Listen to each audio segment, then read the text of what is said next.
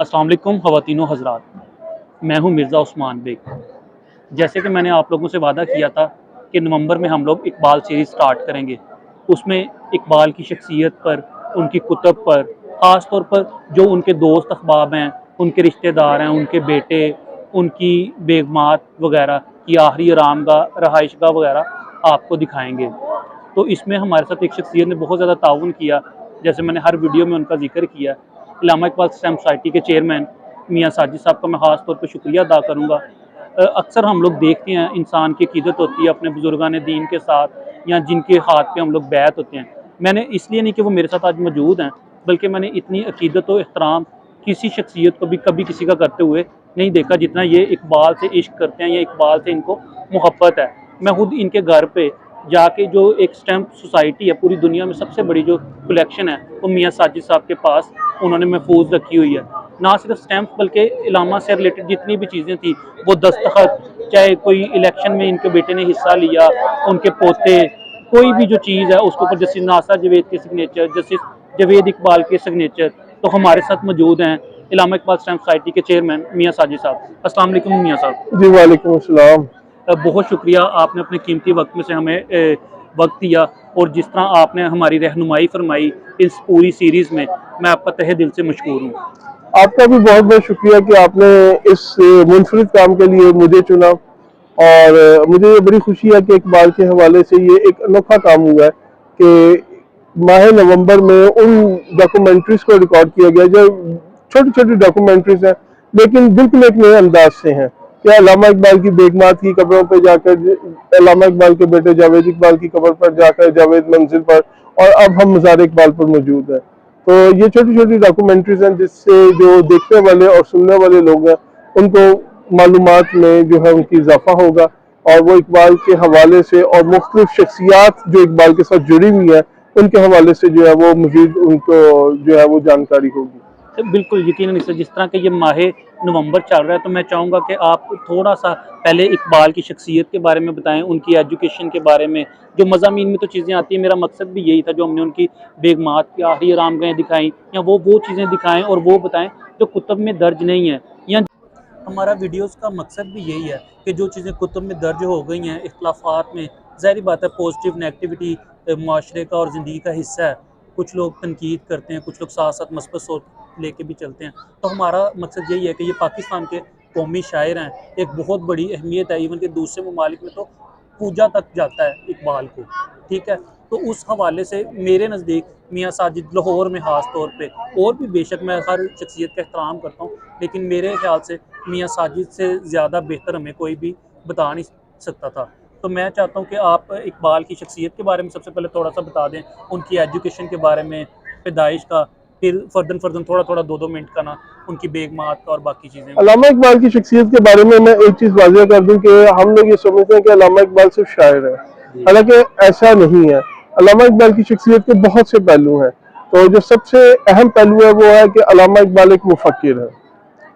शायरी तो सिर्फ एक वसीला या एक जरिया थी जो उनका पैगाम पहुंचाने के लिए उन्होंने इस्तेमाल की, जिसका इजहार इकबाल ने खुद भी किया कि कहते हैं कि नगमा कुजा मन कुजा साज सुखन बहाना ईस्ट सूर्य कतारमी कशम नाका बेजमामला। और फिर उर्दू में भी इसका इजहार करते हैं कि मेरी नवाए परेशान को शायरी ना समझ के मैं हूँ महर में राज़िक दिलूं मैं खाना। तो इकबाल खुद भी ये चाहते थे कि उनको एक मुफक्किर के तौर पर समझा जाए, ना कि एक शायर के तौर पर। इसका इजहार उन्होंने सैयद सुलेमान नदवी के नाम एक खत में भी किया कि मुझे उम्मीद है कि मेरी कौम के जो आने वाली नस्ल है ये मुझे मुफक्किर के तौर पर जानेगी। और एक रुबाई में तो उन्होंने नबी पाक सल्लल्लाहु अलैहि वसल्लम को मुखातिब करते हुए कहा कि आप जो है, मैं आपकी अपना बारगाह में ये इल्तिजा पेश करता हूँ क्योंकि मेरी कौम ने मेरा पैगाम नहीं समझा, उन्होंने मुझे सिर्फ एक शायर के तौर पर ही समझा है। तो यहाँ से आप अंदाजा लगाएं कि इकबाल जो है वो एक पैगाम शायरी में जरूर दे रहे हैं, लेकिन असल जो चीज़ है वो उनकी फिक्र है। और फिर उसमें मजे की बात यह है कि अल्लामा इकबाल की फिक्र सिर्फ शायरी में मौजूद नहीं है, अल्लामा इकबाल की फिक्र शायरी के साथ साथ नसर में भी मौजूद है। और मजे की बात यह है कि अल्लामा इकबाल की नसर अल्लामा इकबाल की शायरी से ज्यादा मौजूद है।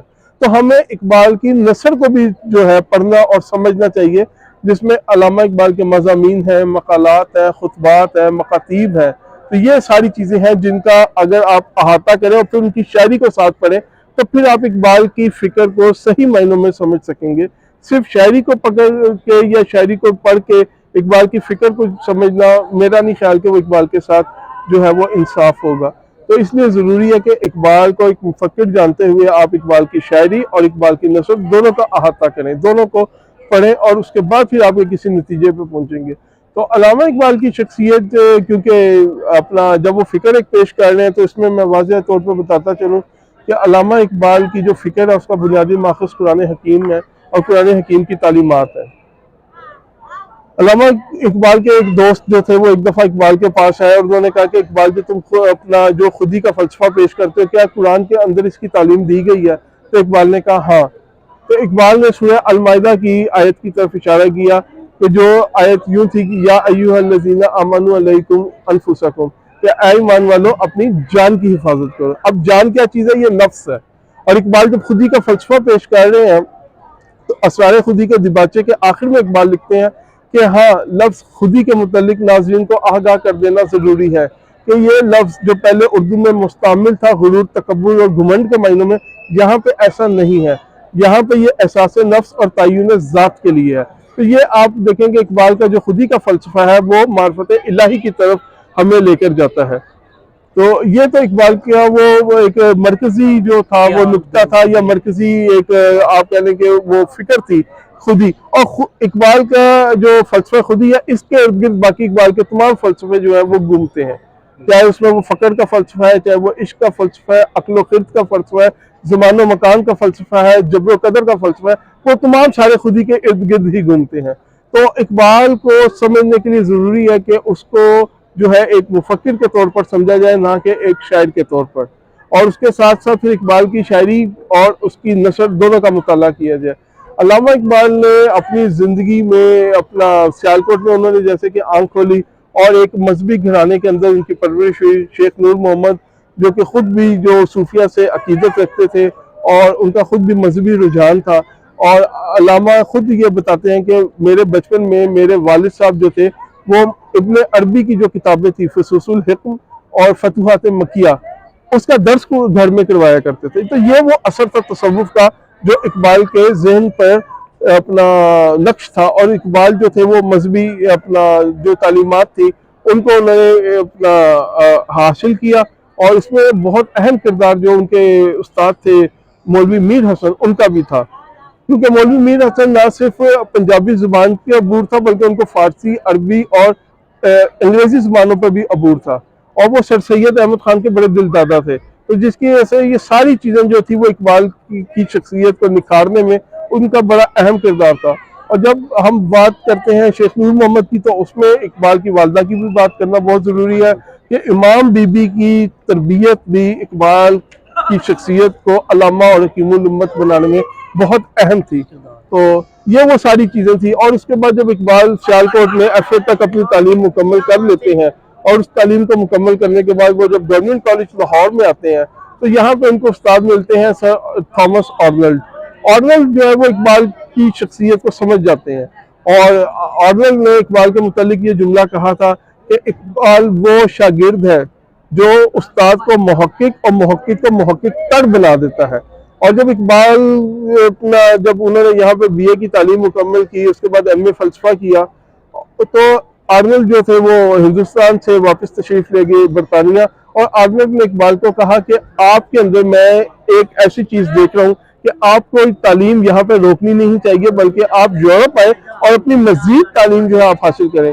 और इसमें कोई शक नहीं है कि जब इकबाल यूरोप गए हैं जहाँ पे उन्होंने अपने बैरिस्ट्री की है, उसके बाद फिर जब वो अपना पीएचडी के थीसिस के लिए जर्मनी गए हैं तो वहाँ पे उन्होंने उस मौजू को चुना जो कि जिसको हम कहते हैं कि ईरान में माबादुल तिबियात का इर्तिका, यानी कि the development of metaphysics in Persia, यह अल्लामा इकबाल का मौजू था।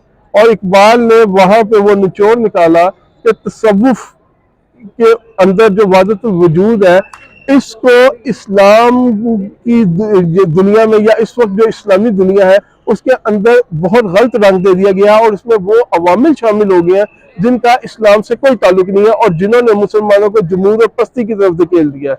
और इकबाल ने उस वक्त फिर वादतुल वजूद का जो नजरिया उसके ऊपर सख्त नुक्ताचीनी की। अच्छा, इसमें एक मैं बात बता दूं कि इकबाल वो पहली शख्सियत नहीं थे जिन्होंने वादतुल वजूद में शामिल उन गलत अवामिल की जो है निशानदेही की, बल्कि इससे पहले हज़रत मुजद्दिद अली सानी अपना सैयद अली हजवेरी रहमतुल्लाह अलैह ऐसे बुजुर्गान दीन भी तसव्वुफ को उन अवामिल से पाक करने के लिए बड़ा अहम किरदार अदा कर चुके थे। और यही बात थी कि जब इकबाल ने फलसफा खुद ही पेश किया और जब उनकी पहली अपना तसनीफ जो कि फारसी शेरी मजमुआ था वो 12 सितंबर 1915 को असरार खुदी के नाम से शाया हुआ, तो इकबाल ने तसव्वुफ में मौजूद उन अवामिल की निशानदेही की कि जिससे इंसानी शख्सियत जो है वो कमज़ोर पड़ जाती है, और उन अवामिल को भी उन्होंने हाईलाइट किया कि जिनसे इंसानी शख्सियत मजबूत होती है। तो ये खुदी का फलसफा जो था वो पहली दफ़ा इकबाल वहाँ पे पेश कर रहे हैं। तो उसके बाद फिर इकबाल की जितनी भी आप तसानीफ देखें और जितने भी इकबाल की नसर देखें तो आपको उसका एक गहरा रंग जो है वो नजर आता है। ये तो यकीनन जैसे मैंने कहा था कि माहिर इकबालियत हैं, तो ये तो आपने मेरे ख्याल से जो यूनिवर्सिटीज़ के स्टूडेंट्स हैं उनके लिए पैगाम दे दिया है, बहुत अच्छा है। मैं चाहता हूँ कि छोटे बच्चों तक हमारा पैगाम जो मैसेज है वो जाए। तो मैं 4-5 सवाल इकट्ठे करता हूँ, तो फिर हम मियाँ साहब की तरफ जाते हैं ताकि ये इकट्ठा ही उसका जवाब दे दें। एक तो आप मियाँ साहब बता दें जो कहा जाता है कि इकबाल का शहीन क्या है, और शिकवा और जवाब शिकवा जो है उसका तो मेरे ख्याल से हर एक को पता है तसनीफ़ का ना, या फ़लसफ़ा खुदी क्या है। तो आप उसके अलावा कोई 3-4 किताबों के नाम इकबाल की, और ख़ास तौर पर आज जिस जगह पर हम लोग बैठे हुए हैं, ये मज़ार कब तमीर हुआ, इसके अंदर क्या मुश्किलात पेश आई, इस तरह की मैं चाहता हूँ 4-5 सवाल आप इकट्ठे उसका जवाब दें। आपने तो कठिन सवाल कर दिया। सबसे पहला सवाल आपने शाहीन के मुतालिक जी। किया, तो शाहीन के मुतालिक अल्लामा ने अपनी शायरी में बहुत उसका जिक्र किया, और एक नज़म बाले जिब्रील की तो वो है भी इसका उन्वान शाहीन। अब शाहीन इकबाल क्यों लेकर आ रहे हैं, उसकी वजह है जफर अहमद सिद्दीकी के नाम अल्लामा इकबाल का एक खत मौजूद है जिसमें अल्लामा इकबाल उसको लिखते हैं। वहां पे अल्लामा इकबाल ने परिंदा नहीं लिखा, जानवर लिखा है। अल्लामा इकबाल लिखते हैं कि इस जानवर में इस्लामी फक्र की तमाम खसूसियात पाई जाती हैं। अब वो खसूसियात कौन सी हैं? इकबाल कहते हैं कि ये तेज निगाह है, बुलंद परवाज है, खलवत पसंद है, आशिया नहीं बनाता, खुददार है, किसी और के हाथ का मारा हुआ शिकार नहीं खाता। और ये चीजें थी जो इस इकबाल जो है अपनी नौजवान नस्ल में भी देखना चाहते हैं, और ये वो खुदी का फलसफा था। मैंने आपको कहा ना कि इकबाल का जितने भी तस्वुर आते हैं वो सब खुदी के इर्द गिर्द घूमते हैं। तो ये वो खुदी का कंसेप्ट था जो इकबाल शाहीन में भी देख नजर आ रहा था इकबाल को, और इकबाल ने फिर अपनी नौजवान नस्ल को जो है वो शाहीन इसलिए कहा। दूसरा आपका सवाल था इकबाल की तसनीफ के हवाले से। जैसे कि मैंने अभी बताया कि 12 सितंबर 1915 को इकबाल का पहला फारसी मजमुआ जो है वो शाया हुआ असरार खुदी के नाम से, और उसमें मैं आपको बताता चलूं कि एक बड़ी मजे की बात है, बहुत कम लोग इस चीज को जानते हैं कि अल्लामा इकबाल की जो पहली तसनीफ है वो इकोनॉमिक्स के ऊपर है। इकबाल ने इकोनॉमिक्स यानी कि मुआशियात के ऊपर जो है वो पहली किताब तहरीर की थी, और उसका नाम था इल्मुल इक्तिसाद। ये 1904 में शाया हुई थी, और ये उर्दू अदब में भी पहली किताब है जो इकोनॉमिक्स पे लिखी गई थी। हाँ, और इसमें आप ये देखें कि इससे पहले जितनी भी किताबें उर्दू अदब में मौजूद थी मुआशियात के ऊपर, वो अंग्रेजी किताबों के तराजुम थे, बाकायदा किताब नहीं थी। इकबाल पहली बाकायदा किताब जो है वो लेकर आया है इल्मुल इक्तिसाद के नाम से। फिर दूसरी जो इकबाल की तसनीफ शाया हुई थी वो अल्लामा इकबाल का पीएचडी का थीसिस था, the development of metaphysics in Persia, वो लंदन से शाया हुआ था। ठीक है। फिर तीसरी जो अल्लामा इकबाल की किताब थी वो अल्लामा इकबाल की अंग्रेजी डायरी थी जिसको स्ट्रे रिफ्लेक्शंस का नाम दिया था। ये अल्लामा इकबाल ने 27 अप्रैल 1910 को इसके ऊपर तारीख डाल के इसका नाम पहले स्ट्रे थॉट्स लिखा, और फिर थॉट्स को उन्होंने कलम जब्त करके रिफ्लेक्शंस लिख दिया। तो ये किताब जो थी ये अल्लामा इकबाल की जिंदगी में तो शाया नहीं हुई, लेकिन अल्लामा इकबाल की वफात के बाद जून 1961 में डॉक्टर जावेद इकबाल ने इन तमाम ख्यालात को मुरतब करके किताबी सूरत में शाया कराया, जिसके 3 उर्दू तराजुम भी हो चुके हैं, जिसमें से एक तर्जुमा जो है वो मैंने किया था। उसके बाद फिर असरार खुदी आती है। असरार खुदी के बाद फिर 1918 में रमूज़े बेखुदी आती है, और फिर उसके बाद 1923 में क़याम मशरिक आती है। यहाँ तक अल्लामा इकबाल की फारसी तसनीफ जो थी वो शाया हो रही थी। उर्दू की तसनीफ अभी तक, शेरी मजमुआ जो था उर्दू का, वो अभी तक शाया नहीं हुआ था। गो के अल्लामा इकबाल ने शायरी की इब्तिदा उर्दू से ही की थी, तो फिर अल्लामा इकबाल ने 1924 में अपना पहला शेरी मजमूआ बांगे दरा के नाम से शाया करवाया। 1927 में इकबाल की तसनीफ थी वो ज़बूर अजम शाया हुई, और उसके बाद फिर हम देखते हैं कि ज़बूर अजम के साथ दो मसनवियाँ जो है वो साथ ही शाया हुई। एक जो मसनवी थी वो गुलशन राज जदीद के नाम से शाया हुई, जिसमें अल्लामा इकबाल ने महमूद शिबिस्तरी के जो है सवालात उनके जवाबात दिए अपने फलसफा खुदी के हवाले से, और दूसरी मसनवी बंदगी नामा थी जो ज़बूर अजम के साथ शाया हुई। और उसके बाद ज़बूर अजम के बाद अल्लामा इकबाल के जो खुतबात, अंग्रेजी खुतबात 6 लेक्चर्स के नाम से शाया हुए जो उन्होंने जनूबी हिंद में दिए, और फिर यही खुतबात बाद में ऑक्सफोर्ड यूनिवर्सिटी प्रेस ने The Reconstruction of Religious Thought in Islam के नाम से 7 खुतबात जो है वो शाया किए थे। इसी दौरान फिर अल्लामा इकबाल की जो तसनीफ जावेदनामा थी वो 1932 में शाया हुई। 1935 में अल्लामा इकबाल की मसनवी मुसाफिर शाया हुई, और 1935 में फिर अल्लामा इकबाल की अपना बाले जबरील शाया होती है, और उसके बाद जुलाई 1936 में ज़रब कलीम, और अक्टूबर 1936 में मसनवी पस्त बाइत कर अक़वाम शर्क। यहाँ तक जो तसानीफ थी ये अल्लामा इकबाल की ज़िंदगी में शाया हो। अल्लामा इकबाल का जो अपना शेरी अपना जो मजमुआ इकट्ठा हुआ था जिसमें फ़ारसी की रुबाइयात और उर्दू की शेर नज़में थी, वो अल्लामा इकबाल की वफ़ात के बाद नवंबर 1938 में चौधरी मोहम्मद हुसैन की ज़ेर निगरानी अरमगान हिजाज के नाम से शाया हुई। चौधरी मोहम्मद हुसैन जो करीबी दोस्त थे, जो अल्लामा इकबाल के करीबी दोस्त थे। और उसके बाद जो आपने तीसरा सवाल किया मज़ार के हवाले से, तो मज़ार के हवाले से मैं बताता चलूँ कि ये जो जगह का इंतखाब था ये अल्लामा इकबाल के अहबाब ने ही किया था इसका, क्योंकि अल्लामा इकबाल की वफ़ात के बाद सबसे बड़ा जो मसला दरपेश आया था वो ये था कि अल्लामा इकबाल की तदफीन कहाँ की जाए। तो इकबाल के अहबाब ने 3 जगहों का जो है इंतखाब किया लाहौर में। एक जगह जो थी इस्लामिया कॉलेज रेलवे रोड, उसकी ग्राउंड थी, क्योंकि वहाँ पे इकबाल जो थे वो अक्सर जो अपना अंजुमन हिमायत इस्लाम के जलसे थे उसमें शामिल होते थे, और अल्लामा इकबाल ने शिकवा भी उसी अपना तालीमी इदारे के रिवाज हॉस्टल में पढ़ी थी 1911 में। तो उसके बाद फिर एक दूसरा जो अपना तदफीन के लिए जगह हुई थी वो नीला गुंबद का चौक था, जहाँ पे आजकल नीला गुंबद का जो फुवारा है दरमियान में वो एक जगह थी, और तीसरी जगह ये थी कि बादशाह मस्जिद की दीवार के साए में।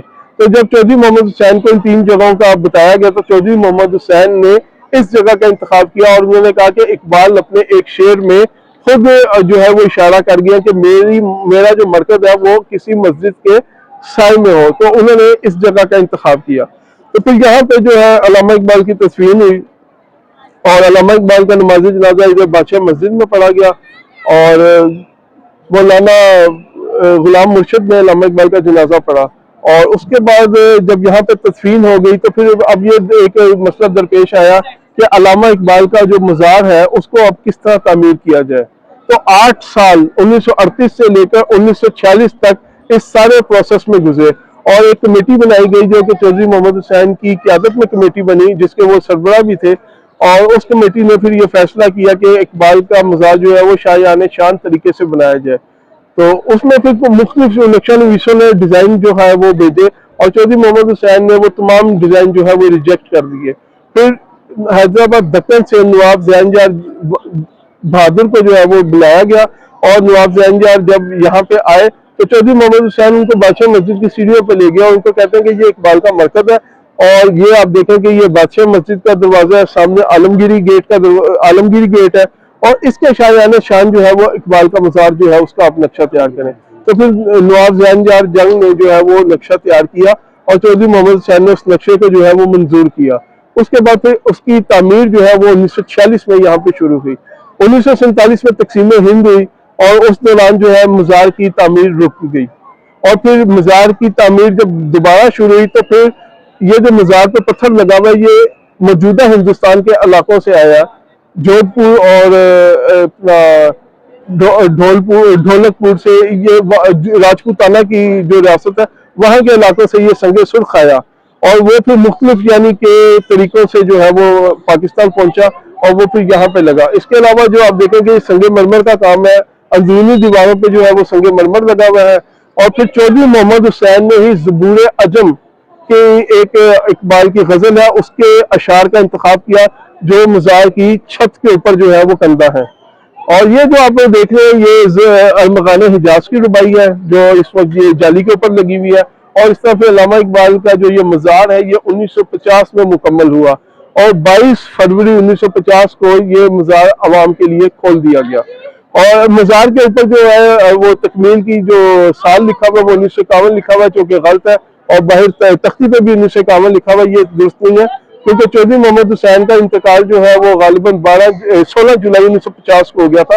तो ये मज़ार उनकी जिंदगी में ही फरवरी 1950 में खोल दिया गया था।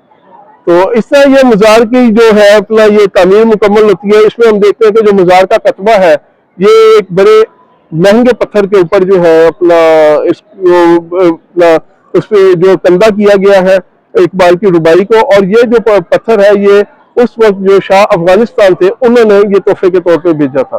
और इसमें अल्लामा इकबाल की प्याम मशरिक की रुबाई कंधा है कि ना अफगानी मोने तुर्को ततारीम चमन जादी अजक शाख सारिम तमीज रंग बू बर्मा हराम अस्कमा परवरदा जो अखनो बहारिम। और इस मज़ार के ऊपर जो अलामा का अपना जो एक कितना लिखा हुआ है, जो दुबई जो मैं कह रहा हूँ उसका पहला लफ्ज ही गलत लिखा हुआ है यहाँ पे, क्योंकि वो जो किता है वो है ना अफगानी मो ने तुर्को ततारीम, यहाँ पे लिखा है ने अफगानी मो ने तुर्को ततारीम। तो ये एक फर्क है। तो जो तहकीक करने वाले लोग हैं मुहक्किक है तो वो इस चीज को समझ जाते हैं कि ये यहाँ पे ये थोड़ा सा फर्क आया। तो इकबाल का मज़ार जो है वो यहाँ पे मौजूद है। उसके बाद यहाँ पे बड़े बड़े जो दूसरे ममालिक के जो सरबराहान है वो यहाँ पे आए। और उसमें शाह अफगानिस्तान जब आए, वो शाह ईरान जब आए रजा शाह पहलवी, तो उन्होंने जो इकबाल के मज़ार की छत पे जो इकबाल की शायरी कंधा हुई है, क्योंकि ईरानी आपको पता है वो फारसी उनकी कौमी जुबान है, तो उन्होंने जब वो देखा तो वो बड़े खुश हुए। तो ये वो चीजें हैं जो ये इस मज़ार से मुतल्लिका है। 4 साल इसको लगे मुकम्मल होने में और मुकम्मल होने के बाद जो है ये फिर आवाम के लिए खोल दिया गया। ये जो बुर्जियां बनी हुई है ये जो है ये 1977 में जब अल्लामा इकबाल का 7 साला जश्न पैदाइश मनाया गया ये उस वक्त कायम की गई। ये मज़ार के साथ कायम हुई थी, मज़ार के साथ ये चीजें कायम हुई थी जहाँ पे हम बैठे हुए हैं। और ये जो है ये बुर्जियां बनी और इसके बाद ये जो आप देख रहे हैं कि यहाँ पे जंजीर लटकी होती थी, ये सब चीजें बाद की हैं। यकीनन इकबाल एक बरसगीर की ऐसी शख्सियत है जिन पे एक प्रोग्राम के कई प्रोग्राम भी किए जाएं। मेरे ज़हन में एक सवाल आया, सवाल तो बहुत सारे हैं लेकिन एक अहम सवाल आया कि अगर इकबाल की ज़िंदगी में देखा जाए एक वफादार दोस्त की हैसियत से या उनके बच्चों के गार्डियन के तौर पे भी और जितनी खिदमात हैं, तो मेरे ख्याल से उनको सुनहरे हरूफ में लिखा जाए तो बेजा ना होगा चौधरी मोहम्मद हुसैन की खिदमात को। जिसमें तो कोई शक नहीं है, क्योंकि चौधरी साहब ने अल्लामा इकबाल की जिंदगी में ही अल्लामा इकबाल के शेरी मजमूओं के ऊपर तबसरे किए। फिर अल्लामा इकबाल ने अपने बच्चों का गार्डियन इनको मुकर्रर किया। तो इससे आप अंदाजा लगा लें कि अल्लामा इकबाल को अपने इस दोस्त के ऊपर कितना एतबार और कितना एतमाद था। फिर चौधरी मोहम्मद हुसैन ने जावेद इकबाल की वफात के बाद जावेद मंजिल की देखभाल, उसके सारे इंतजामात उसको देखा। फिर उसके साथ साथ चौधरी मोहम्मद हुसैन ने जावेद इकबाल और मुनीरा सलाउद्दीन की जिस तरह से परवरिश की और जिस तरह नशनुमा की वो भी सबके सामने है। और उसके बाद फिर आप ये देखें कि चौधरी मोहम्मद हुसैन को अल्लामा इकबाल का जो ये मज़ार है इसकी जो कमेटी बनी थी उसका भी सरबराह मुकर्रर किया गया और चौधरी साहब ने इस जगह को मुख्तस किया। फिर उसके बाद इस जगह पे मज़ार का जो नक्शा था उसको मंजूर किया और उनकी निगरानी में ही ये मज़ार मुकम्मल हुआ।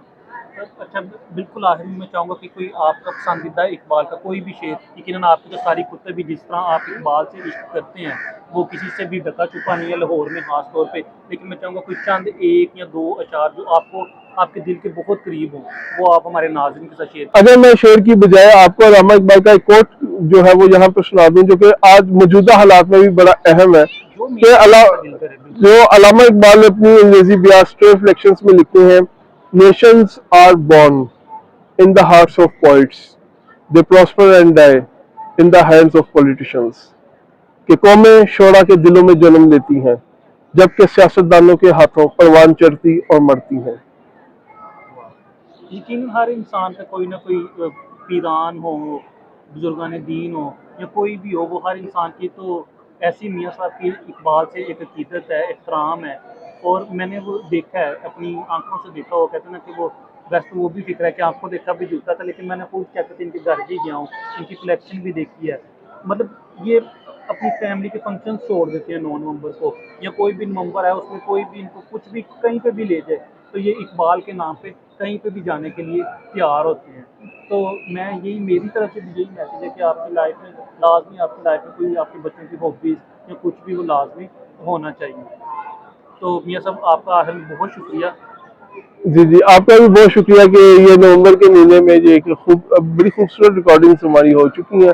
तो इंशाल्लाह मैं उम्मीद करता हूँ कि जो लोग इन रिकॉर्डिंग्स को देखेंगे, सुनेंगे, इकबाल के हवाले से उनकी मालूमात में ना सिर्फ इजाफा होगा, बल्कि बहुत सी नई चीज़ें जो है उनको सुनने को मिलेंगी। उम्मीद करते हैं आज की वीडियो आपको पसंद आई होगी। हमें कमेंट सेक्शन में इससे लाजमी आगाह कीजिएगा। अपना बहुत ज़्यादा ख्याल रखिए। मुझे इजाज़त दीजिए। अल्लाह ने के बाद।